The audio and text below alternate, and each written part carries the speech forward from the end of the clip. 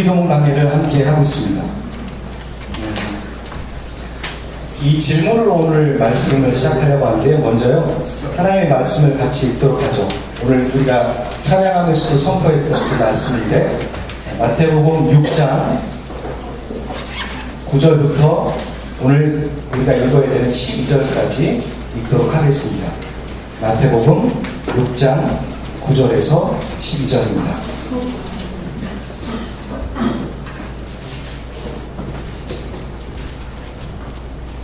같이 한 목소리 읽어요.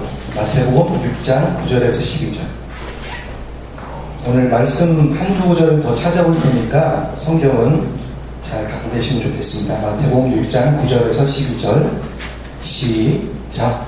그러므로 너희는 여호와라 하늘에 계신 우리 아버지여, 이름이 거룩히 여김을 받으시며 나라가 임하시며 뜻이 하늘에서 이루어진 것 같이 땅에서도 이루어지리라.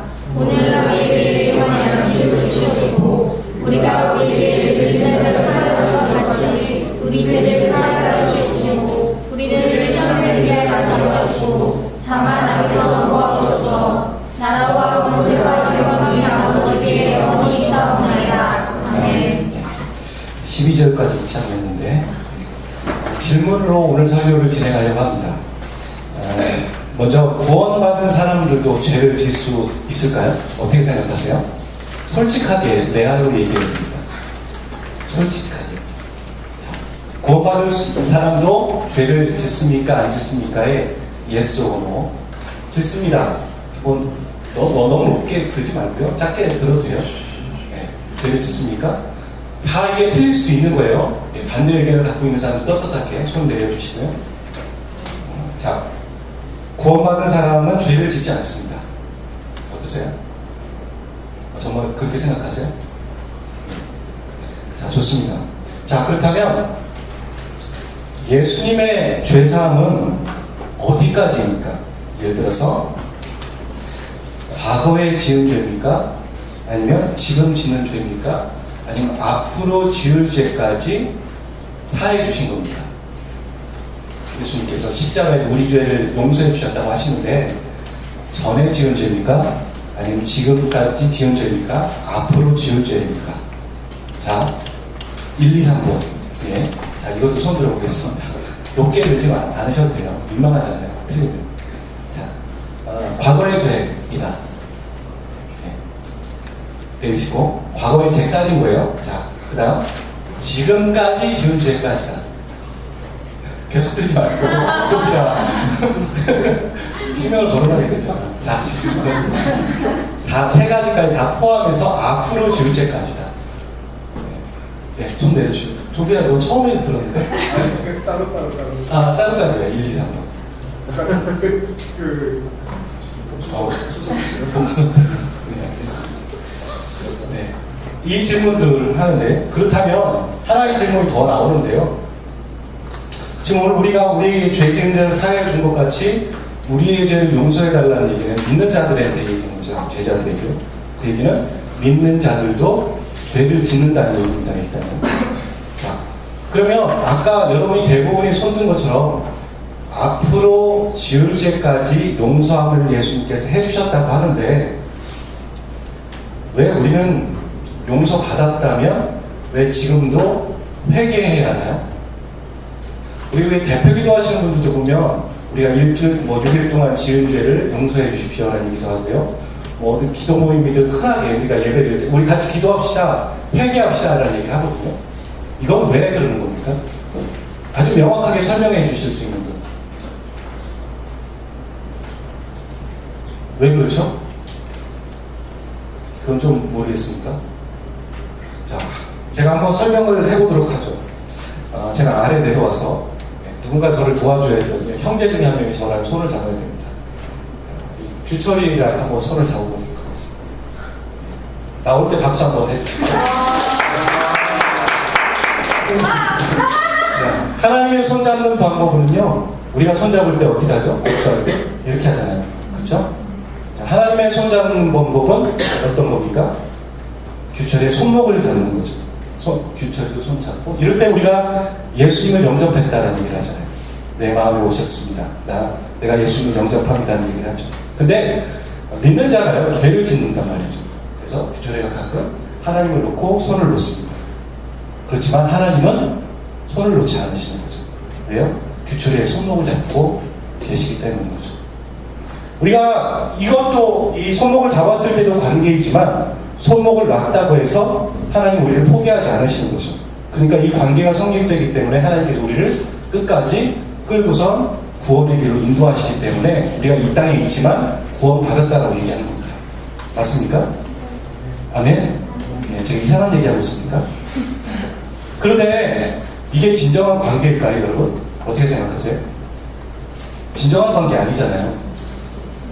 규철이가 비로소 손을 잡아야지만 관계가 성립되는 거죠.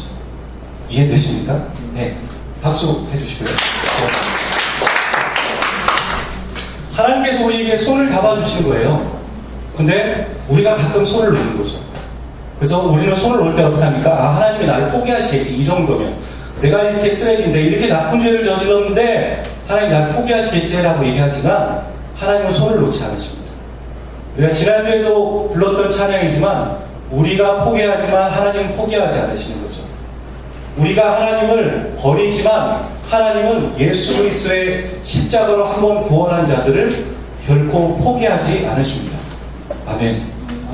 여러분, 여러분이 잘못했다고 해서요, 여러분의 부모님이 여러분의 이름을 호적에서 파는 분 계십니까? 그런 사람 없어요. 제가 군대가 너무 좋아서 군대 말뚝 박으려고 했었거든요. 그래서 어머니 전화를 드렸죠. 제가 군대 말뚝 박고 싶습니다. 그랬더니 어머니가 뭐라고 했냐면 호적 파겠다, 그런 얘기를 하셨어요. 정말 호적 파겠다는 얘기가 아니라 그만큼 싫다는 얘기를 하신 거지 호적을 파는 어머니는 없어요. 호적을 파는 부모가 없다고요. 우리가 조금 아프고 좀 연약하고 좀 부족하고 부모님한테 반항하지라도 할지라도 부모님은 비빌 언덕이 되는 거예요. 어쨌거나 내 자식인 거고 품어주는 거죠. 하나님이 그러시다는 거죠. 하나님 아버지가 우리에게 그런 분이신 거죠. 그래서 그 관계는 성립되는 겁니다. 그래서 우리가 회개를 하는 이유는요, 다시 구원받기 위해서 회개를 하는 게 아니에요. 이런 개념을 갖고 있는 사람이 어떤 사람들이냐면 당시에 예전에 초대교회 이단들이 그랬습니다. 그리고 어떤 사람들은 가로 그렇게 질문하면 그렇게 지금도 얘기하시는 분이 계세요. 그럼 그 형제에게 아니면 그 자매에게 묻는 거죠. 형제님, 그러면 잘 죽어야겠네요. 회개 기도하고 죽어야 됩니다. 그렇잖아. 죽기 전에 회개 기도하고 죽어야 되는 거거든. 근데 갑자기 회개 기도도 하지 못하고 갑자기 죽을 생각도 없었는데 갑자기 사고로 죽었어. 그럼 어떻게 되는 겁니까? 그가 예수님을 믿었지만 갑작스러운 사고로 인해서 회개기도 못해서 천국에 못 가는 겁니까? 그렇지 않은 거죠. 이해되셨습니까? 우리가 한번 예수 그리스도를 믿을 때 예수님은 우리의 아버지가 되시는 거고 하나님은 우리의 아버지가 되시는 거고 우리는 자녀가 되어서 끝까지 이끌어 가주시는 겁니다. 지금 우리 삶 가운데 회개를 하는 이유는 진정한 관계가 그거잖아요. 우리가 같은 공간에 있어요, 마하나임에. 근데 한 번도 말해본 사람이 없어. 한 번도 가까이 지내지 않아. 그게 무슨 가족입니다. 그건 영적 가족이 아니에요. 그냥 같이 같은 공간에 있는 남남일 뿐입니다. 그 남남이죠. 같이 교제하고 함께 해야지만 관계이고 가족이라고 말하는 것처럼 우리가 회개 기도하는 이유는 또 다른 구원을 얻기 위해서가 아니라 진정 주님 안에 들어가기 위해 주님이 우리에게 허락해 주신 것들을 누리기 위한 그런 과정이 되는 것입니다. 자, 그렇다면요, 여러분, 구원받는다라는 것은 오늘 우리가 말씀을 이 6장 12절의 말씀을 이해하기 위해서 이 부분을 또 다시 한번 정리를 해봐야 됩니다. 여러분, 예를 들어서 예수님 영접하고 대현아 너는 구원받았어, 뭐 이런 얘기를 하고 너는 구원받으니 예 저는 구원받았어요 라고 얘기하는 그 정리는 이 세 가지로 요약이 되는 겁니다. 우리는 쉽게 흔히 어떻게 생각하느냐면요, 구원받았다라는 거는 뭐 천국에 갈 거야 이렇게 쉽게 넘어가는데 그것을 세분화해보면 이런 식으로 정리할 수 있다는 거죠. 목사님 누가 정리했어요? 성경이 그렇게 말하고 있는 겁니다. 제가 정리한 게 아니라. 여러분, 칭이라는 얘기를 아시죠? 우리가 예수님을 영접하면 하나님의 자녀가 된다는 거 아시죠? 그걸 칭이라고 합니다. 이신칭이 이런 얘기를 하잖아요. 원래 죄인인데 의롭다고 칭함을 받는 거죠. 자, 칭이라는 말이 좀 어려우니까 좀 이해하기 쉽게 여러분께 설명을 해보도록 하겠습니다. 요즘에 이단들이 너무 많으니까 이단들과 우리가 복음주의 사람들과 이단이 아닌 사람들과 구분하는 결국엔 구원론이잖아요. 그렇죠? 그 구원론을 우리가 정확히 알아야지만 이단들을 분별할 수 있겠죠. 자, 칭의라는 단어를 이해하기 위해서요. 칭의와 반대되는 말이 뭐냐면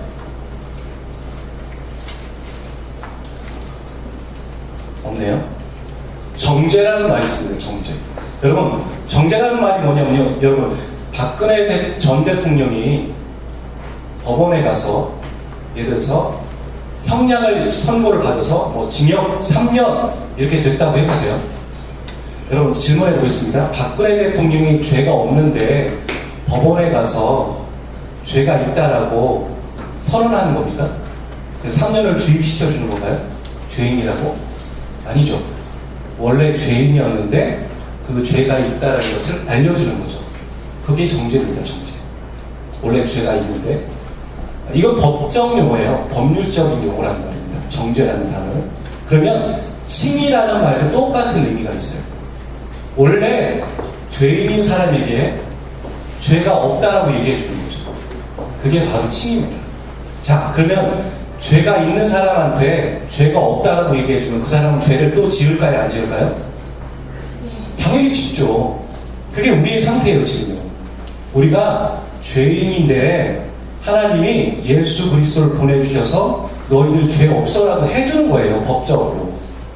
법적으로 용서를 받으면 그 사람은 풀려나는 거잖아요. 그렇죠? 자유의 몸이 되죠. 그렇지 않습니까? 그게 바로 우리의 지금의 상태입니다. 그걸 바로 어려운 말로 칭의라고 말하는 겁니다. 칭의받은 사람이 이 땅에서 그리스도인으로서 살아가죠. 하나님의 말씀을 받고 기도하면서 그리스도인답게 또 하나님의 뜻을 쫓아 살아가려고 하지만 어떻게 됩니까? 번번이 실패할 때가 많고요. 어떤 때는 죄를 더 쫓을 때가 많습니다. 그렇죠? 그렇지만 예전에 우리가 처음 예수님을 믿었을 때보다 지금 어때요? 여전한가요, 그냥? 예전에는 죄를 더 좋아했지만 지금은 그러지 않죠. 예전에는 다른 기준으로 이것이 잘못됐다고 얘기했지만 지금은 하나님의 기준으로 이것이 잘못됐다고 얘기하죠. 내 마음이 바뀌어 있잖아요. 그게 바로 성화라는 겁니다. 그래서 구원받은 자가 이 땅에서 평생 살아가는 삶은 이 두 가지죠. 칭의와 성화의 삶을 살아가고 있는 거죠. 그리고 우리가 천국에 가서 비로소 하나님을 만나지 않습니까? 그게 바로 영화라는 겁니다. 그래서 바울은요, 구원 받았어 라고 말하지 않아요. 구원을 이루어간다. 구원을 이루어간다 라고 얘기하죠. 진행형이에요, 진행형. 그거를 듣고 여러분 혼란스러워 하시면 안 됩니다. 나는 목사님이 구원 받았다고 했는데 왜 구원을 이루어간다고 하지? 이런 그림으로 봤을 때 구원을 이루어가는 게 맞죠. 그렇죠? 우리가 아직 천국에 가지 않았으니까, 하나님을 보지 못했으니까, 영화되지는 않았으니까 지금 칭이 되었고 성화되어서 영화의 삶으로 가고 있는 거죠. 그래서 바울은 구원을 이루어간다라고 표현하는 거죠. 이해되셨습니까? 네, 제 말이 어렵습니까? 좀 쉽죠? 이해할 수 있겠죠? 그래서 그 말이요, 로마서 8장 30절에 나옵니다. 한번 읽어주세요. 시작. 우리 강하신 그들의 영광이시고 부르신 그들의 영광을 이루어라 하시고 의롭다 하시는 그들을 영원하게 하셨습니다. 여기 있죠. 의롭다 하셨다는 건 아까 얘기했던 칭의, 성화, 영화 중에 뭘까요? 칭이죠. 칭. 의롭다 하시고 누구를 보내주셔서요? 예수 그리스도를 보내주셨고, 그 예수님을 우리가 마음에 나의 죄에 대한 구원자여 나의 주님으로 영접할 때, 그때 비로소 넌 의로와 그렇게 말해주시는 거죠. 그럼 죄가 없는 건가요? 그러니까 죄를 안 짓나요? 아니에요. 죄의 본성은 그대로 있어요. 죄를 지어요, 여전히. 그리고 나중에는 결과적으로는 영화롭게 하셨다. 여러분, 영화롭게 되어져 가고 있는 겁니까? 영화롭게 하셨습니까? 정확히 따지면 영화를 향해 가고 있잖아요. 근데 바울은요, 확신을 가지고 이 단어를 쓰고 있는 거예요. 애매모호하게 영화로 올 거야. 어떤 분이랑 성경 공부하면요, 우리가 천국에 갈지 안 갈지, 구원 받을지 안 받을지 아무도 모릅니다. 가봐야 알아요. 그분만 아시거든요. 그런 얘기를 하거든요. 그럼 우리가 예수를 왜 믿습니까? 우리도 모르는 구원, 우리 서로 지금 구원의 확신도 없고 누가 천국 갈지도 모르는데 우리가 왜 믿습니까? 성경은 왜 우리에게 성경을 소개해 주셨습니까? 하나님은 다른 거 아니라요, 구원의 확신을 갖게 해주려고 소개해 준 책이에요. 바울은 아주 확신을 가지고 영화롭게 하셨다라고 결과적으로 말하고 있는 거죠. 그러니까 우리가 영화 중에요, 해피엔딩이 있고 새드엔딩이죠. 그렇죠? 영화를 처음 보는 사람은 저 주인공이 어떻게 될까? 그러면서 마지막에 해피엔딩이겠네, 그런 얘기 하죠. 근데 영화를 이미 한 번 봤어요. 두 번, 세 번 봐요. 그럼 여러분 긴장하십니까? 안 해요. 그 다음에 그다음에 뭐 나오는데 옆에 사람들 막 알려주고 싶고 막 그런 생각 하잖아요. 막 스포일 이런 생각 하죠. 긴장하지 않아요. 왜요? 끝을 아니까. 저와 여러분의 그리스도인들의 마지막은 뭘까요? 해피엔딩일까요? 새드엔딩일까요? 모르세요? 그럼 왜 이렇게 꿀먹은 버거리처럼 해피엔딩입니다. 할렐루야. 하나님 우리를 해피엔딩으로 가게 하실 거라고 성경이 소개하고 있는 거예요. 근데 우리가 내가 구원 받았을지 안 받았을지 그때 가봐야 알 것 같아, 그렇게 말할 수 없어요. 그렇게 말하는 건 곤란한 겁니다. 성경을 잘 모르시는 겁니다. 우리의 결과는 해피엔딩입니다. 아멘. 성경은 그렇게 말하는 거죠. 그 다음에 이 갈라디아서 5장 17절은 성화에 대한 얘기를 소개하고 있습니다. 읽어주세요. 시작.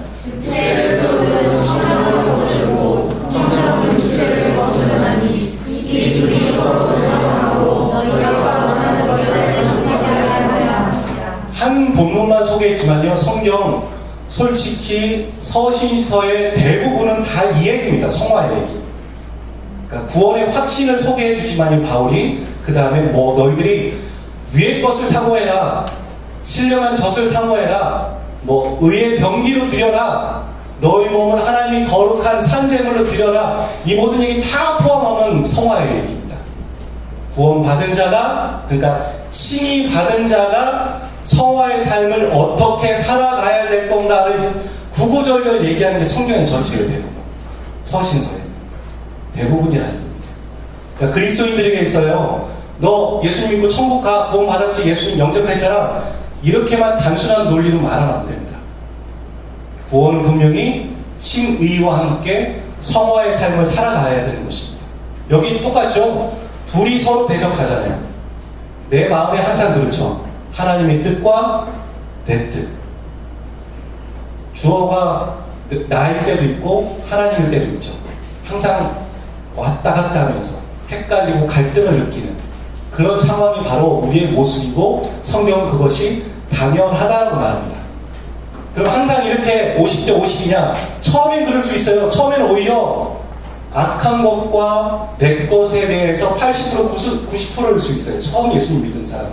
하지만 우리가 로마서 12장 2절을 본 것처럼 성령께 우리가 순종해 나가면 성령께서 우리의 마음을 오히려 선한 것과 하나님 기뻐하시는 쪽으로 바꿔주신다는 거죠. 할렐루야.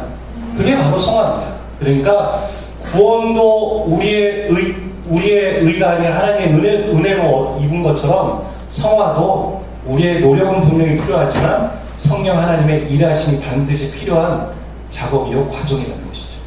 그래서 구원과 성화를 이렇게 얘기하면 어떻게 되냐면, 칭의는요 아주 법적인 용어예요. 법적인. 사람을 바꾸는 게 아니에요. 그냥 법으로 그 사람이 죄 없다라고 해주는 거예요. 용서해 주는 거죠. 그거에 반해서 성화는 뭡니까? 똑같은 법적인 행위지만 첫 번째 칭의는 관계의 변화예요. 관계. 구원의 조건이 된다는 거예요. 하지만 성화는 인격의 변화입니다. 그래서 우리가 성령의 열매, 성품, 그게 바로 성화의 단계에서 이루어지는 겁니다. 그 다음에 칭의는 믿는 즉시 일어나겠죠. 예수님 믿는 즉시 당신은 하나님의 자녀가 되었습니다. 그렇게 얘기해 주잖아요. 성경적인 겁니다. 믿는 즉시 한 번에 이루어지는 거죠. 하지만 성화는 어떻게 됩니까? 처음에는 오히려 악한 걸 더 좋아할 거예요. 그래서 처음 예수님 믿는 분들에게 제가 그럽니다. 막 제게 갈등이 느껴져요. 그러면은 제가 그분에게 그렇게 얘기해요. 당연한 겁니다. 그게 정상적인 겁니다. 원래 내 뜻을 가지고 살아가다가 하나님의 뜻을 쫓으려고 하니까 갈등이 느껴지고 복잡해지고 헷갈리기 시작하는 거예요. 그런 과정이 있단 말이죠. 두세 개의 다른 차원에 있는 가치와 기준이 내 안에 들어오고 있잖아요. 그러니까 처음에는 교통정리가 필요하니까 불완전하고 서서히 이루어집니다. 도깨비 방망이처럼 기도받았더니 어디 수련회 갔다 왔더니 내 성품이 확 바뀌어져 있어. 그런 일은 없습니다. 그러지 않습니다. 그리고 칭의는요, 자녀 되는 권위를 부여하죠.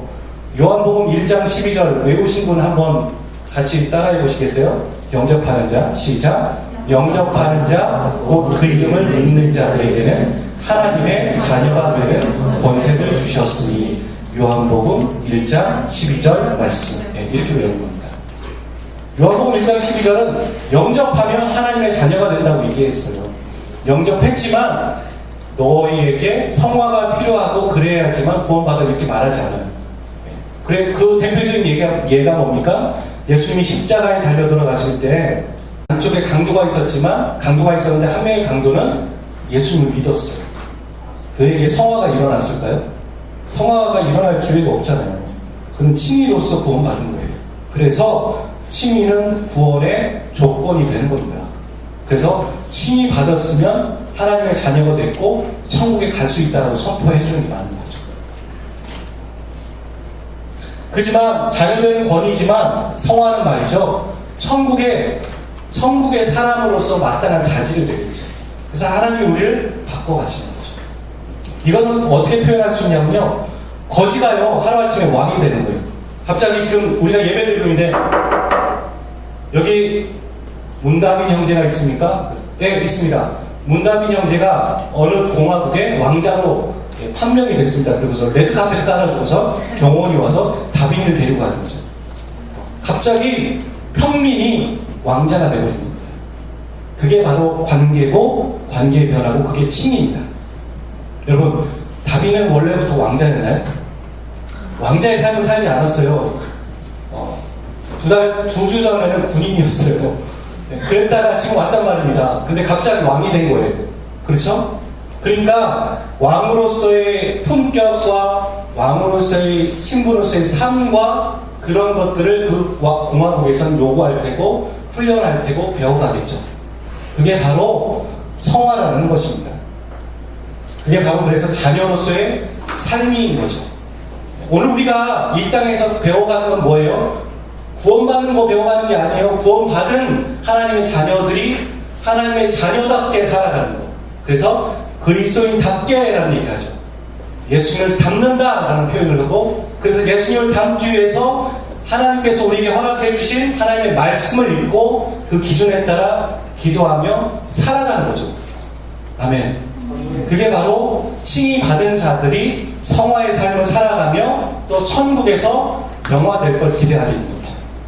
그게 바로 구원이라는 것입니다. 여러분, 많은 이단들이 있었습니다. 많은 이단들은요, 어떻게 표현했냐면요, 그리스도인은 죄 짓지 않는다, 이렇게 말하기도 했어요. 아닙니다. 그리스도인도 죄 짓습니다. 이렇게 봤을 때. 또 어떤 사람은요, 구원받았으니까, 칭의 받았으니까 그 삶은 막 살아도 돼 라고 말했습니다. 오늘날의 구원파들이 그렇게 말하죠. 그것도 잘못된 겁니다. 성경을 모르고 있는 거죠. 또 어떻게 얘기하냐면요, 반대로 위치를 바꾸는 거죠. 너 똑바로 살아야 돼. 그래야지만 구원받아 라고 얘기합니다. 로마 카톨릭이 그렇게 얘기를 하죠. 구원은 좀 애매모호하죠. 우리가 여러 가지 것들에 카톨릭을 형제로 받아들이기 좀 불편해하는 이유 중에 하나는 그겁니다. 성화가 어떻게 구원의 조건이 돼요? 그럼 성화의 삶이란 자기의 개인차가 있고 각자의 의지가 분명히 있고 수준차가 있는 것인데, 그러면 하나님이 사람의 수준을 보고 구원을 하신다는 얘기가 되는 건데, 그거는 우리가 이미 배웠던 복음과 완전 모순되는 거죠. 여러분, 성경을 읽을 때요, 해석하고 묵상에 나가실 때 뭐 대단한 훈련을 받지 않아도요, 내가 이미 말씀을 통해 배웠던 그 하나님이 아닌 다른 해석이 나온다면 그게 잘못됐다고 생각하시고 한번 확인해 보셔야 됩니다. 그런 식으로 찾아가는 것이죠. 역추적해가지고. 하나님 그러신 분이 아니십니다. 하나님은 구원의 조건이 우리에게 있다고 말하지 않으십니다. 우리에게는 구원의 조건이 없습니다. 만약에 우리에게 구원의 조건이 있다면 여기에 구원받는 사람이 있을 테고 구원받는 못 받는 사람들이 생기기 시작합니다. 하나님은 그렇게 편해 하실까요? 우리에게 그런 조건이 있다고 하나님 요구하실까요? 없습니다. 구원의 조건은 우리에게 있지 않고 하나님에게 있습니다. 그래서 우리가 구원받는 건 은혜가 되는 것입니다. 아멘. 그래서 하나님이 먼저 이미 손을 내미신 거죠. 아까 규철에게 손을 내밀 때 그리고 우리가 그 손을 잡으면 되는 겁니다. 한 번 잡으면 우리가 가끔 멜라꼴랑에서 손을 놓치더라도 하나님 그 손을 놓지 않으신다고 약속해주고 계신 것이죠. 그래서 오늘 우리가 읽었던 말씀입니다. 우리가 우리에게 죄진 자를 사하여 준 것 같이 우리의 죄를 사하여 주십시오. 그리스도인 이렇게 기도할 수 있습니다. 기도해야 합니다. 회개해야 된다는 말입니다. 여러분의 신앙을 통해 여러분의 신앙에 대해서 회개하라는 얘기를 들어보신 적 있으십니까? 여러분 최근에 얼마나 회개를 하고 계십니까? 여러분 하루를 정리하면서 회개 기도하고 계세요? 하나님 앞에 혹은 내가 내 사람들에게 여러분 우리가 죄를 짓는 대부분은 우리가 혼자 하나님 옆에 죄 짓지 않아요. 대부분은 관계를 통해 잘못을 저지르고 그것을 하나님께 회개 기도한단 말입니다. 그렇지 않으세요? 우리가 다른 사람들과의 관계를 통해 잘못을 저지르고 또 죄를 지은 다음에 그것을 하나님께 나가서 회개 기도한단 말입니다. 그리고 하나님께 회개 기도하고 그것이 끝났다고 생각하고 빠이빠이 하면서 아무렇지도 않게 또 살아갑니다. 그게 바로 우리의 모습 아니냐는 거죠. 근데 성경은 그렇게 말하고 있지 않아요. 잘 살펴보죠. 이 죄라는 말은 말입니다. 지금 우리 주기도문에는 마태복음의 주기도문이 있고 누가복음의 주기도문이 있잖아요. 근데 마태식으로 그냥 한국말로 봤을 때는 다 죄라고 써 있거든요. 죄라고 써 있는데 마태복음의 죄는 빚이라고 써 있어요. 빚. 이 라이트 빚이 아니라 빚졌다는 거죠. 그리고 누가복음에서 죄는 그냥 죄, 우리가 흔히 생각하는 죄라고 쓰고 있습니다. 왜 이런 차이가 날까? 원어로 봤을 때 마태는요 유대인에게 그 편지를 썼어요. 마태복음. 그러니까 유대인들의 입장의 문화에서는요 하나님께 죄 졌다는 건 하나님께 빚진 거예요. 하나님께 금전적인 채무를 지는 거라고. 그래서 갚아야 돼요. 그런 관점을 갖고 있어요. 그렇기 때문에 마태는 유대인들에게 쓰면서 하나님께 빚졌다라는 얘기를 쓰고 있는 거죠. 하지만 누가는요 이방인들에게 편지를 쓰고 있는 거거든요. 이방인들은요 그런 개념이 없어요. 그러니까 죄라고 말하는 거죠. 여러분 참 좋지 않습니까? 유대인들이 어떻게 이해할 줄 아니까 빚이라고 얘기하고 또 이방인이 어떻게 이해할 줄 아니까 그들의 눈높이에 맞춰서 죄라고 얘기합니다. 최근에 청와대의 주인공이 바뀌었어요. 그렇죠? 청와대의 주인공. 여러분이 어떻게 투표하셨는지 모르겠고 저도 누구를 투표했는지 저는 비밀로 얘기하겠습니다. 공정성이 떨어지니까 제가 누구를 옹호하는 것처럼 얘기할 수 있습니까? 그렇지 않고요. 그 청와대의 주인공이 바뀌었는데 그 주인공인 분이 여러분 탈권위주의적으로 살아가고 있는 모습을 우리는 보거든요. 그렇죠. 그래서 청와대 초등학생들이 방문했는데 지나가던 검은 차가 딱 멈췄다. 그 검은 차에서 대통령이 나와서 그 초등학생들과 사진을 찍고 같이 그들과 눈높이에 맞췄다. 어느 초등학교 갔는데 아이가 사인을 받으려고 하는데 사인 용지가 없으니까 아이가 가방에서 사인 용지를 꺼낼 때까지 대통령이 눈높이를 맞춰서 기다려주었다. 그 기사의 댓글을 보셨어요? 저는 어떤 기사에 항상 댓글을 보면서 재밌다라고 생각하고 민심을 보거든요. 댓글에 뭐라고 합니까? 요즘 뉴스를 보면서 살만 난다. 어떻게 어떤 대통령의 4년보다 어떤 대통령의 사일이 이렇게 바뀔 수 있느냐? 이런 얘기들과 함께 많은 칭찬의 글들이 올라옵니다. 그가 어떤 행동을 했기 때문에 그런 칭찬을 받을 수 있을까요? 서민적이면서 탈권위주의적이지만 가장 눈높이를 맞추는 것이죠.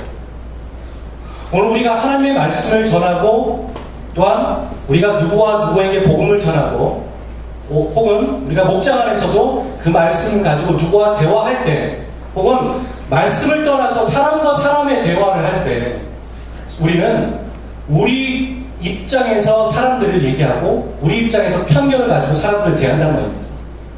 쟤는 저럴 거야. 그 쟤는 저럴 거야 하는 관점은 나에게 있거든요. 내가 어떤 기준을 맞춰놓고 답을 정해놓고 상대방을 보고 있거든요. 근데 성경은 그러지 않아요. 예수님도 그러지 않으셨어요. 하나님은 예수님을 인간의 몸을 입고 오게 하셨어요. 예수님이 갑자기 막 30살이 딱 돼가지고 이 땅에 딱 등장하신 거예요. 그분은 어머니인 마리아 뱃속에 있었고 똑같이 자랐고 똑같이 학습을 했으며 똑같이 사춘기를 보냈습니다. 여러분 예수님이 사춘기를 보낸지 그런 게 어디 있어요? 누가복음에 있습니다. 잘 보십시오. 청소년 시기와 유년기가 있습니다. 사춘기가 있었어요. 똑같이 청년의 시기가 있었고 30살까지는 아버지 요셉의 가업을 물려받아서 목수일을 했습니다. 그리고 30년이 지나고서 공생이라고 사역을 3년 동안 하셨습니다. 예수님의 행보를 보세요. 예수님은 아픈 자들에게 눈높이를 맞춰서 그들에 맞게 표현하셨고 그들에게 찾아가셨으며 그들에게 가장 필요한 것이 무엇인지 아셨어요. 그리고 예수님이 십자가에 돌아가실 때도 자기의 어머니를 사랑하는 제자에게 부탁하셨어요. 나는 내 일을 했다 끝 그러지 않고요. 자기의 모친을 부탁하셨어요. 그게 바로 예수님의 행보입니다. 여러분 청와대의 주인공을 보면서 와 멋있다 대단하다 아니요 그분보다 훨씬 멋있으시고 훨씬 위대하신 분이 계십니다.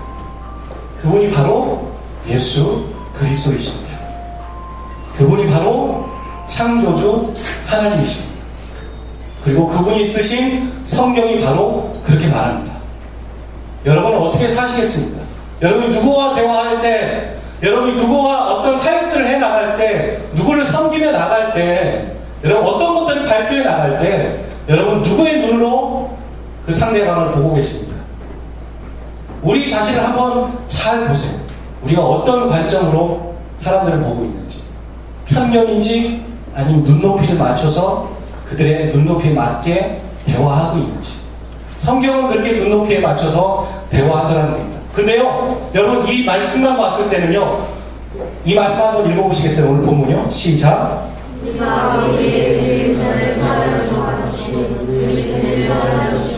이렇게 보면 하나님 앞에 뭐라고 얘기하는 거냐면 이렇게 표현해 볼게요. 하나님 제가요 다른 사람 용서해 줬거든요. 그러니까 제 죄도 용서해 주세요. 이렇게 들립니다. 그러지 않으세요? 우리가요 우리 죄를 용서해 줬던 것 같이 하나님 우리 죄를 용서해 주세요. 그러지 않아요. 그런 표현이 아니에요. 이 말은요 이런 표현입니다. 하나님 저의 죄를 용서해 주신 것 주세요. 그리고 동시에 저도 다른 사람을 용서할게요. 그 말이에요.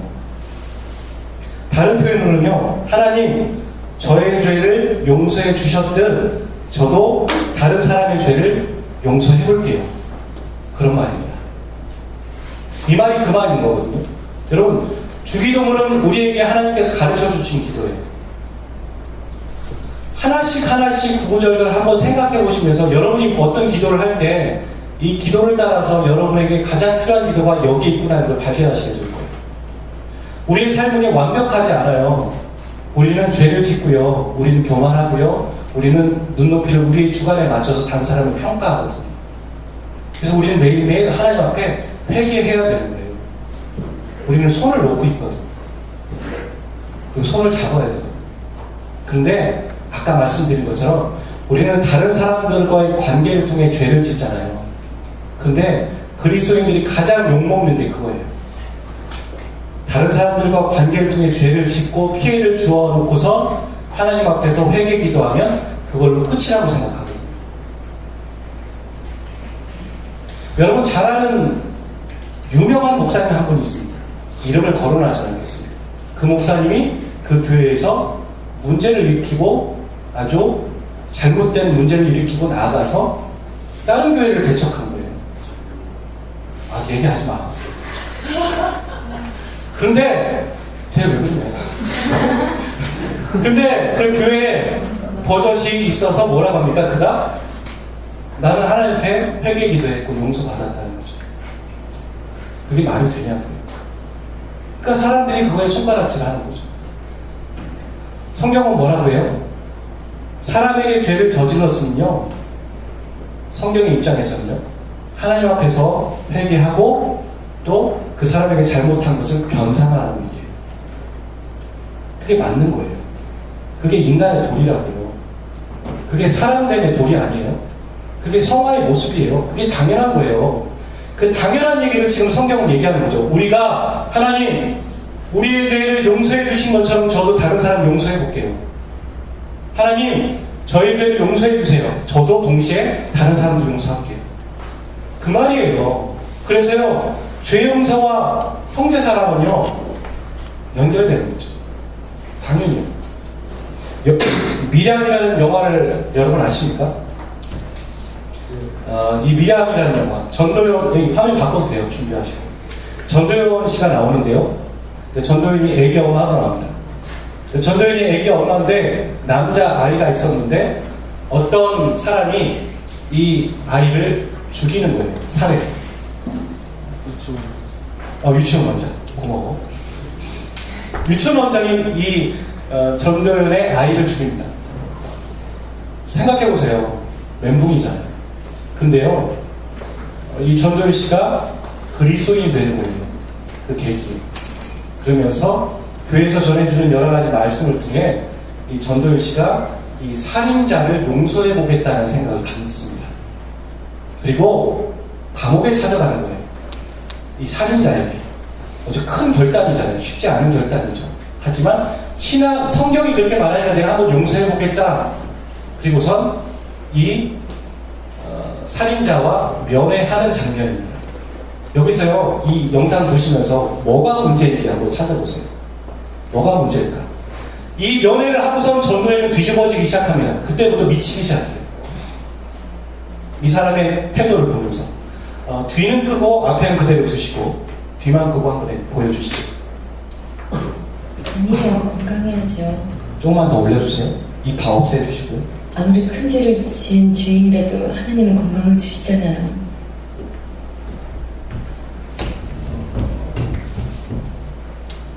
잊고 오다가 길가에 핀 걸 꺾어왔어요. 이 안에서는 꽃 보기 힘들잖아요.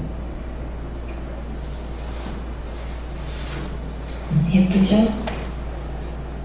이 예쁜 꽃도 하나님이 우리에게 주신 선물이에요. 내가 오늘 여기 찾아온 건요, 하나님의 은혜와 사랑을 전해주러 왔어요. 나도 전에는 몰랐어요. 하나님이 계시다는 것도 절대 안 믿었어요.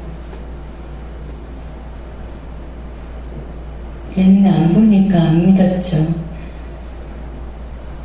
그런데 우리 주님 때문에 하나님의 사랑을 알고 비로소 마음의 평화를 얻고 새 생명을 얻었어요.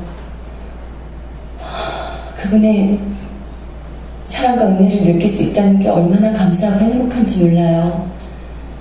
그래서 내가 여기까지 찾아온 거예요. 그분의 사랑을 전하기 위해서요. 고맙습니다. 정말 고맙습니다. 준 여보이한테 우리 하나님 아버지 이야기를 듣게 되니 참말로 감사합니다. 저도 믿음을 가지게 되었거든요. 요 교도소에 들어온 뒤로 하나님을 가슴에 받아들이게 됐습니다. 하나님이 이 죄 많은 인간한테 찾아와 주신 거지. 그래요? 하나님을 알게 됐다니 다행이네요. 예, 얼마나 감사한 일입니까? 하나님이 이 죄 많은 놈한테 손 내밀어 주시고 그 앞에 엎드리가 지은 죄를 회개하도록 하고 제 죄를 용서해 주셨습니다.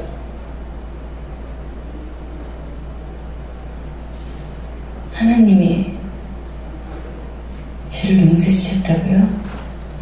예. 눈물로 회개하고 용서받았습니다. 그러고 나서부터 마음의 평안을 얻었습니다. 아침에 일어나자마자 기도하고 하루하루가 얼마나 감사한지 모릅니다. 하나님한테 회개하고 용서받으니 이래 편합니다. 내 마음이. 요새는 기도로 눈 뜨고 기도로 눈 감습니다. 주의 어머니를 위해서 항상 기도합니다. 죽을 때까지 할 겁니다. 그런데 앉아 이래 직접 만나고 보니 하나님이 역시 제 기도를 들어주신 것 같습니다. 여기까지 하겠습니다. 아까 제 화면으로 한번 넘겨주시죠. 여러분, 문제가 있죠? 문제가 있어 보입니까? 당연한 겁니까? 저 살인자의 고백이 당연하다고 생각하십니까? 그가 저 여인이 그 감옥에 찾아간 이유는요, 이 살인자가 자기가 잘못한 것 때문에 너무 힘들어하고 아파할까봐 도리어 위로하러 찾아간 거예요.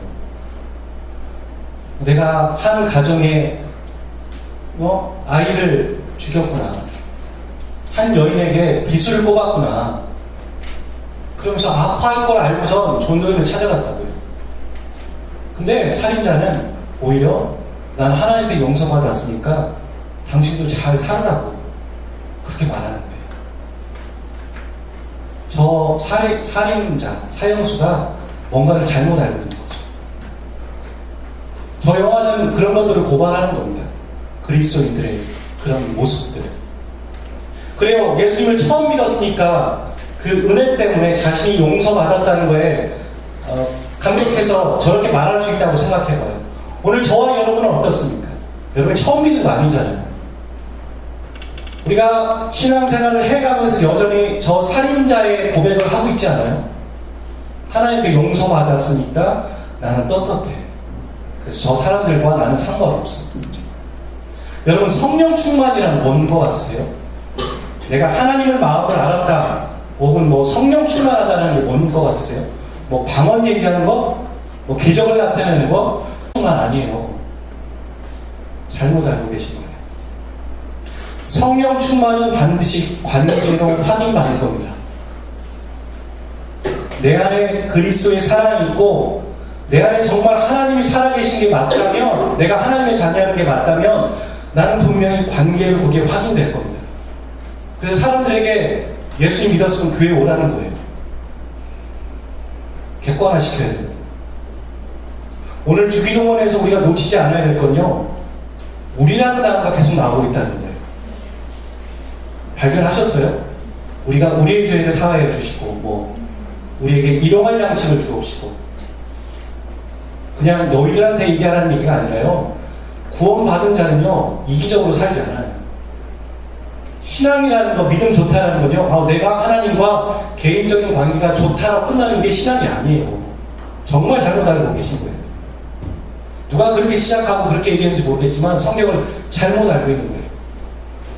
예수님은 이 기도를 가르쳐 주실 때 제자들의 공동체를 보고 계세요. 너희들, 우리, 그 얘기하는 거죠. 우리가 지난 시간에 일용할 양식 얘기했잖아요. 하나님, 제가 배불리 먹게 해주세요. 내가 배부르니까 괜찮지. 등 따뜻하니까 좋지. 그거 아니에요. 나는 배부른데 저 형제가 배고파? 그거 챙겨야 되는 거예요. 그 기도 안에 그게 담겨 있는 거예요.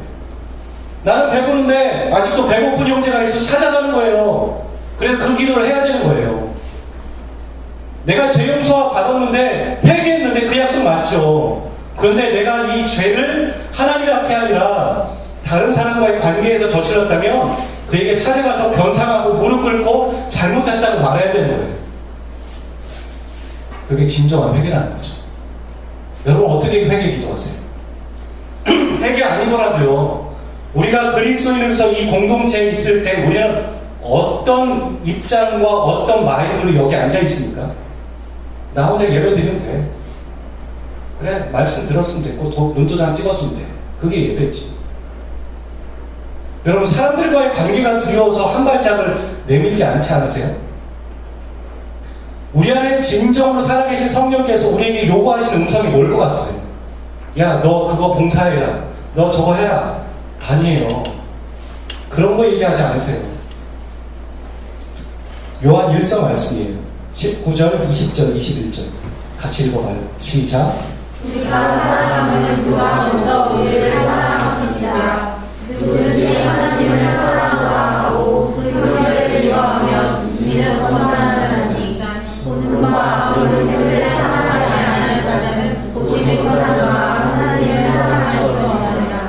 우리가 이 계명을 주께 받았나니 하나님을 사랑하는 자는 또한 그 형제를 사랑할지니라. 하나님을 사랑하는 자는 또 형제를 사랑할지라는 의무가 아니에요. 자녀가요, 부모로부터 태어났으면요, 부모의 DNA를 바꾼다고요. 안 닮으려고 해도 닮아요. 발꼬락이라도 닮고 뭐라도 닮아요. 그쵸? 행동이라도 닮고 음식 취향이라도 닮고 성격이라도 닮아요. 그건 그냥 당연한 거예요. 어색하지 않고. 근데 얘가, 아니, 이 부모의 자녀인데 하나도 안 닮았어. 그럼 어떻게 되는 거예요? 갸우뚱하는 거죠. 뭐지 저거? 다리 밑에서 주워왔나? 그렇잖아요. 그게 당연한 거죠. 우리 안에 하나님의 사랑이 있다면요, 형제를 사랑하는 건 당연한 거라는 거예요. 그만하는 거예요. 그럼 다르게 거꾸로 말하면, 우리가 형제를 사랑하지 않고 이기적으로 사랑한다면, 이기적으로 살아간다면 우리 안에 하나님의 사랑을 잘 모르고 있다는 거죠.